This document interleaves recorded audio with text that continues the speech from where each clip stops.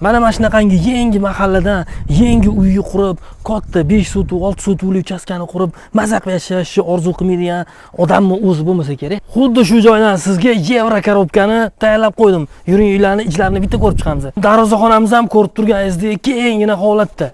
Uyimizni hovli tarafidan ko'radigan bo'lsak, bu yoq taraf birinchi etaj bo'ladi, tegi polni selli podvol bo'ladi. Podvolning o'zi 200 kvadrat. Bundoqlarning ichidan kirib kelaverganimizda bu yoq taraf oshxonasi bo'ladi. Oshxona uchun keng joy qoldirilgan. Bu yoqdan bitta xod bor edi, mana bu yoq tarafdan ham bitta xodi bor. Bu yoqda bitta detskiy xonasi bor, ko'rib turganingizdek. Bu yoq taraf mehmonlaringiz uchun keng zal bo'ladi-ku. Bu yoq tarafda bitta xona bor. Bu yoqni xolasangiz spalniy qilasiz, xolasangiz boshqa narsa qilishingiz mumkin. Bu yoq taraf ham keng.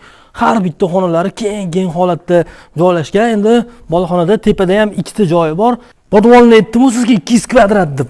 Kamiga derazalarni qarang, podvolni uncha-muncha uchastkada derazalari katta ko'rinmaydi. Bu yoq tarafdan xolasangiz yana bitta xod qilinadi. Ko'rib turganingizdek, betonlari ham qalin qilib quyilgan, baltaraq ishlatilgan. Bu uyni faqat o'zlari yashashlari uchun baquvvat qilib qurilgan.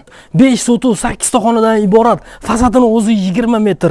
Joyiga keladigan bo'lsak, mehnat postidan bor yo'g'i 1 kilometr 300 metr atrofida joylashgan. Bu joyda suv, svet, shahar kanalizatsiya, hamma narsa, hamma sharoitlari bor.